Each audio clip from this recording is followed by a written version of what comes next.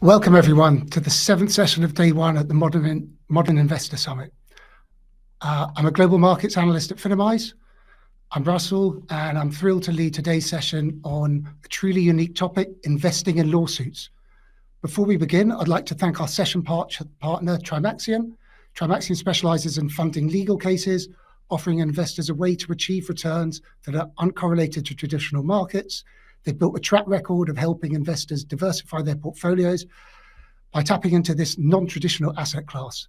For those just joining in, a few quick housekeeping notes. Please introduce yourself in the chat box with your name and where you're tuning in from.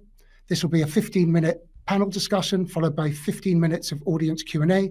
So please be sure to submit your questions in the Q&A box below. Today, I'm joined by Scott Hardy, CEO of Trimaxian, and Dr. Giugi Carminati. Welcome. Thank you, Russell. It's great to be here. Great. Thank you so much. So let's dive in, yeah? So let's start with what is litigation investing and how big is the industry and how's it been growing in the last few years? Oh, well, it's a very expansive industry. It's been growing massively over the last couple of decades. Giugi, do you want to kind of go into a little bit of the history of litigation finance? Would love to do that. So it's actually been around for a very long time. So let's start with very briefly what it is. It's investing in the outcome of a lawsuit. It's basically pooling funds so that you can help lawyers go forward with their cases, fund their cases, and then as you have invested, you will receive a share of the recovery if there is a successful outcome. And we can go into more details, but I wanted to give the bird's eye view of what that is. Now, how long it's been around? It's actually been around a very long time. It started as early as the 90s in Australia. It was originally debtor in possession financing, which was basically debtors who, by virtue of being debtors, did not have a lot of liquidity, would raise funding through investment vehicles and would be able to then prosecute the preservation and distribution of the estate to maximize their own recovery and preservation of the estate. And then they would redistribute out to the investors who had helped them in being able to do that. The litigation finance then expanded beyond debtor in possession, made its way to the United Kingdom, and where it continued to develop. And there was a lot of rules of conduct. There's not per se regulation, but rules of conduct regarding how litigation finance should be conducted. And then it made its way over to the United States, where it has continued to grow massively. And when you ask how big it is an enormous industry. We're talking billions upon billions of dollars in this very large industry to commercial litigation.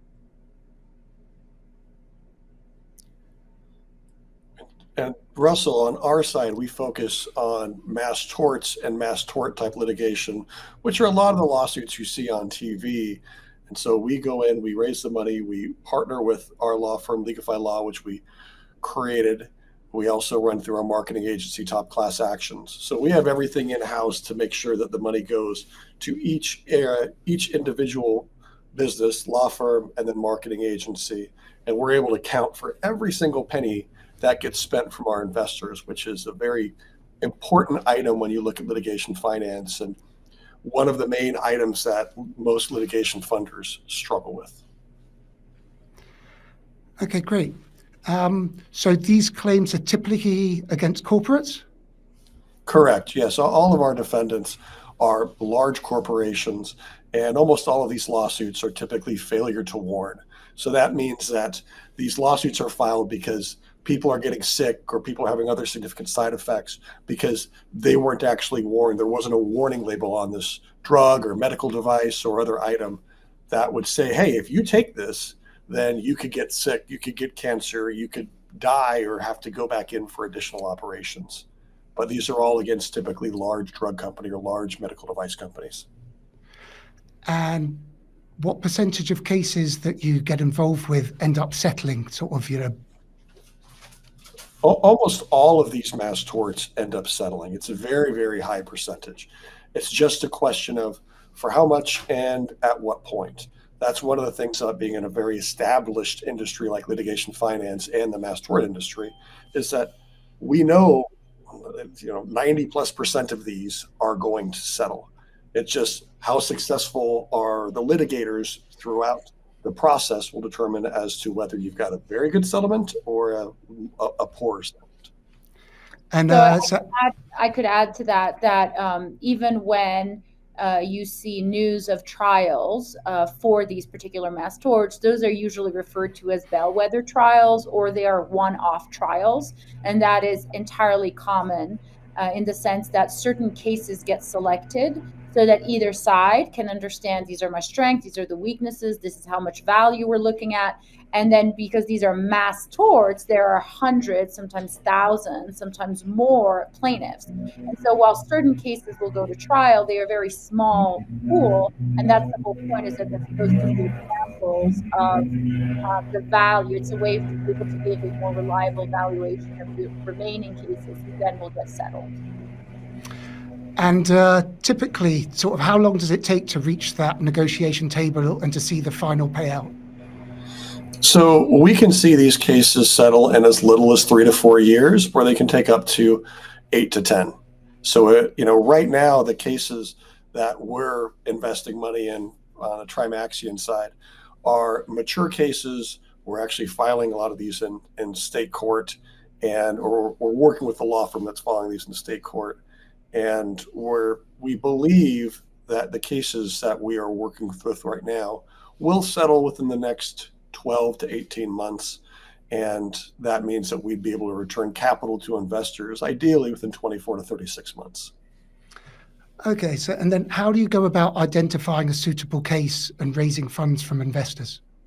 This is a very involved process. I've been in the industry now for 16 years. I've been at countless different mass tort conferences, and we are always looking to see how the individual cases are going, which ones are looking at, especially at this point, which ones are looking mature, which ones are going to be safe investments in our opinion, meaning that they've passed some very key rulings within the court systems. So that's why the cases that we're going into right now, these are mature. We've already had multiple trials. We had multiple successes at trials in bellwether cases this year already in our current fund. So we're working through that. Is there anything you want to touch on, Giugi, about that? Yeah, so when I look at the cases, because of my just predisposition for being data driven, and then my scientific background, I actually go look at the scientific literature. So everything Scott said is completely correct. From a litigation perspective, I would be looking at, have they passed motion to dismiss? That would be, step one. Have they passed Daubert, which is where there's the battle of the experts. So both sides submit their experts and their expert reports, and the court starts making rulings about what can and cannot be argued, what experts are and are not acceptable, what theories are, seem to be stronger than others.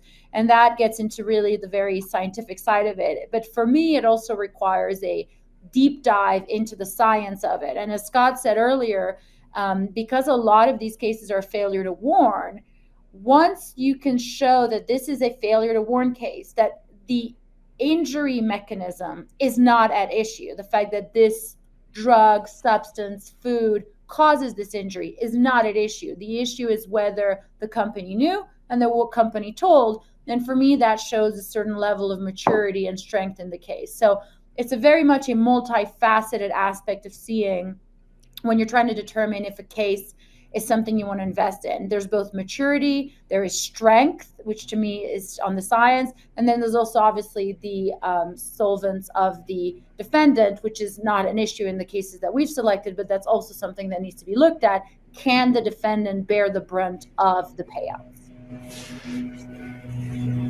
So it's obviously a very you need a lot of expertise to understand all of that risk. For a retail investor that's looking to get involved, are there any factors or criteria that they should be thinking about? Or is it on a trust basis? How does it work? Well, you want to take a look, if you're looking at it, whether you're investing within Trimaxian or you're going to another litigation fund, which typically has a much higher entrance rate. But if you're looking at it, you want to take a look at all of those things that Dr. Carminati mentioned. It's that, has it passed its Daubert motions? That's huge. And when you're looking at funding a case, you have these steps along the way. And have there been any bellwether cases that have happened?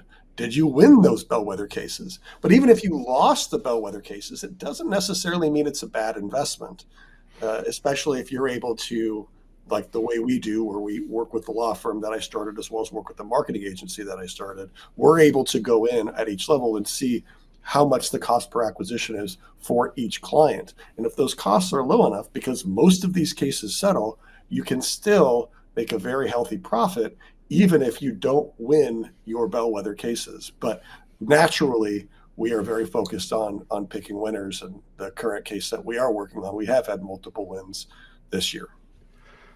And obviously that's great, but what are the main challenges to success? Yeah, you think you've got it right, you've planned it, it looks good, but then what can derail or delay? With each individual trial, all of a sudden you could lose an expert, or you could have a challenge with your plaintiff that was chosen for that. We had a recent trial this year where with another case that we were not invested in through Trimaxian, and the plaintiff was really struggling to prove that they actually took this drug. And they were on the stand and they were getting grilled by the defense. And they were saying, well, yeah, no, I took it. And they said, what proof do you have? And that case was lost. And so there are lots of things that can come in that can throw you curveballs. But you have to remember with the mass tort, it's the long game. And you are going to win some trials and you are going to lose some trials. And you might even hear that, in this instance, the defense had settled multiple plaintiffs before the bellwether trial started, because they thought that they were going to lose those trials. And so it is a lot of patience and understanding that this does take years to work through. Giugi, is there anything you want to add? Yeah, so obviously for me, it's also very personal because I'm invested in Trimaxian, full disclosure. And so when I went into it, I not only as a litigator, but also as an individual. So the things that I would suggest that people look at is absolutely bellwether cases, and not just did they win all of them, because even in losses, there are lessons to be learned. And you can also see, well, is the loss over the theory of the case, or is the loss because that particular case with that particular plaintiff and that particular situation caused an issue? So there was that. And then I would also say that you want to look at who the law firm is that is in charge. And because you want to see a law firm that has some background, some experience, some track record, and that's helpful. And then in the fund itself, you want to see if these are people who have a background. So for example, Scott has enormous background in selecting cases, right? In finding and clearing through these cases. And so those are all of the things that you want to be looking at. Okay, great. We're almost going to move on to the audience Q&A, but I've just got one question to fit in before that. So what have investment returns been like sort of over the past decade or 5 years, 15 years, however long you'd like to sort of, answer it? Yeah, typically, if you are the litigation fund, you're looking for a 5 to 10x return on your investment. What we're targeting for our investors is a 2 to 4x return on investment, ideally within 3 years. And that's especially as it's gotten much more competitive, as more private equity has come into this space. It's a conservative estimate to take a look at these. And if that's what we're shooting for our investors, is a 2 to 4x return on investment. And that is quite possible. Giugi, do you want to touch on that? Yes, I think you're right. That is the aim. Part of the way that you make that happen is that you don't overinvest, so that you are reasonable in the amount of money that goes into the case versus the amount of money that is expected to be pulled out of it conservatively. So you want to look at least a 1 to 10. So $1 invested for about 10 of how much you think you're going to get out of it, because you don't want to strip the value out of the case. So that's something where you have to be kind of cautious when you're looking at how to invest money into these cases. I think the other thing is that you want to have a healthy portfolio. So this is why mass torts is in fact so attractive, because you are spreading the risk amongst a number of cases. So the bigger the portfolio, the better.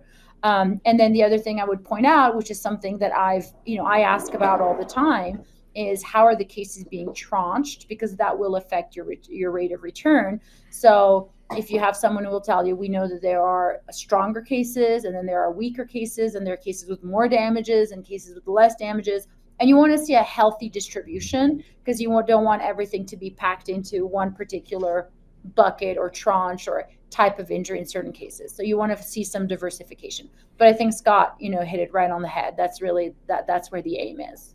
Right. And Russell, so when we're looking at this right now, if you go to investor.trimaxian.com, you're taking a look, we've got one case that we're actively investing in. You're going to see 2 or 3 more get added in January. And we recommend to our investors that you put some in there, put some in here, put some in here, and that you stay diversified. And so that way, as these cases individually settle, you start to see a return. And if one doesn't do as well as you hope, hopefully the other one does a lot better and gets those really strong returns. That's great. So I'm going to move on to some of the audience questions now. The first part of the question's been answered about the ROI, but what happens if the ruling isn't in your favor? Is it like if it goes against you, that's like a lost case, or is there appeals? There can be appeals, and typically you'll see that. But if you see a lost case, we just recently had one in this current litigation. You take a look at something that Giugi touched on earlier, is why and who were the additional targets and what led to that. And so just because you lose a case, because in any mass tort, you're not going to win every single bellwether trial, but you definitely do. It helps to see more winners than losers. And even if you do see losses, you want to know, is your cost per acquisition low enough? Because we had a case that was funded this year and we lost 3 trials in a row, but we still saw a very great settlement for us in the end settlement, simply because our cost per acquisition was so low, and because even the cases that lose typically settle. Interesting. So I suppose now talking about risk, because it's a question that's come in of like, what risk level would you class litigation funding investment as for a novice investor? And I know that it's a leading question, but please sort of go ahead, because it's important. Giugi, what's your opinion on this? I was going to punt it to you. So, look, I've been a litigator a long time. I've been a litigator since 2008. And I will tell you that I have lost cases I should have won, and I've won cases that I should have lost. And that is the nature of litigation. So I am not going to tell you this is safe, right? Like, this is not a treasury bond. This is a risky investment. That risk is by choosing the right cases, looking at everything that we have discussed. When I went into it personally, I understand that there's a risk involved. On the other hand, we are dealing with a very large portfolio. We are dealing with known injuries, established injuries, with a very large defendant, and all of those things, these are qualitative. I cannot give you a quantitative assessment, but qualitatively, these decrease the risk of that investment. And so, these are investments that I really do truly substantively believe in. I hope that answers the question, but I'm trying to both be fair and be fair on both accounts. And I think, Giugi, is when we look at the amount of money that is being put into litigation finance year over year, it's increasing by double digits every single year. We are seeing multiple billions of dollars going in, because as an investment, this is not something that's correlated to the markets. Markets go up, markets go down. Ours still stays in that straight line, because we're just going with litigation. Currency goes up, currency goes down, doesn't affect what we're doing and how our cases are being litigated. So it's a great area to put a good portion of your total investment into, in obviously the alternative the alternative category. But the amount of returns that we're able to see, it's not often that you can put money into a fund and realistically look at a 2 to 4x rate of return within a couple of years. Yeah, so the first year I started work was 2008, which was the recession. That was my first year on the job, and I actually was fine. And I didn't, it was a long time ago, and it's not that I really understood the markets as well as I do now. But one of the partners told me, you do know litigation is recession proof. People fight when there's money, people fight when there's no money. And I thought there was a little bit of truth to that, in the sense that it is not correlated to the markets. Litigation will keep going. People get hurt, people want justice, and litigation finance is the way to even that playing field. And so it is not correlated to the markets. And so I find it to be, in some ways, a lot more transparent, a lot less opaque, because I understand what's going on, and I understand what we're fighting for and what injuries we're trying to compensate for, and what what wrongs we're trying to right. Yes, and that's the thing, is the plaintiff lawyers that we're funding only get paid when they win or settle. So there's a huge incentive to make sure that these cases are successful and that they're winners, because if they don't, the plaintiff lawyers don't get paid. Okay, that's great. Thanks. So could you kind of mention a relatively common case in terms of, and why don't we talk about a regular case, or talk us through sort of an example of one to sort of understand? Sure. And so right now we're focused on bovine-based milk baby formula. So this is cow's milk-based formula that's given to premature infants. And very, very sadly, a lot of these infants, their digestive systems aren't made to be able to process this, and they get sick. A very high percentage of them die. And so we're working to make sure that we're able to send this money out to marketing, that marketing is able to sign up a lot of these parents of these sick babies, and then get them representation so they can get they can be heard. Do you want to touch on this case at all, Giugi? Because I know you hold this very personally. I am really passionate about this case. Yes, absolutely. So this is the case that's usually referred to as NEC. It's NEC. It stands for necrotizing enterocolitis. And the case is exactly that, is that there is bovine formula that has a higher likelihood of causing NEC in premature infants. And so this is great for me to like gameplay why this case is so good, in my opinion, right? So part of it is that there is no question that bovine-based formula increases the likelihood of developing NEC in premature infants. And that is devastating, because entire portions of their gut have to be cut out, and it is a permanent injury for the rest of their life. And there is no doubt that that injury is caused, that the risk is increased by the formula. Then there is the fact that the company has known, the defendants have known about this at least since the late 2000s. And the literature is out there, and I went and I read the literature, and it was very solid. So to me, it was like, okay, then there is knowledge. Then there is absolutely a failure to warn, not only a failure to warn, but an encouragement to give premature babies this bovine-based formula, knowing that it has these increased risks, without adequately informing the parents of this increased risk. And to add to that, the fact that there are alternatives that are safer. And to me, that's a very important thing when I'm looking at product liability, because it's always about a risk-benefit analysis. And so there are safe alternatives. There is donor breast milk, and there are alternative formulas. And those are not being offered, right? Or are actually parents are being told, no, this bovine formula is better for your child. And I'm like, that's ding, ding, ding. That's a big one. And then finally, to me, the defense by the defendants was a big one. And this is how I break down cases when I'm looking at them. And that's why I'm sharing that. Not for this particular case, but when you're looking at cases, these are kind of the questions you want to be asking. For example, then the defense is, but there's a learned intermediary. The doctor should have warned. And to me, that's like, oh, cha-ching. Because I'm like, if the defense is not, it's not our fault, we didn't know, it's not true, but someone else should have been responsible, then to me that weakens their defense. So those are all of the things that I look at in this, type of case. That's really interesting. Thank you. Yeah. I suppose now on to like sizing. What's the minimum investment threshold sort of in these cases? So right now the minimum investment threshold is about 100,000.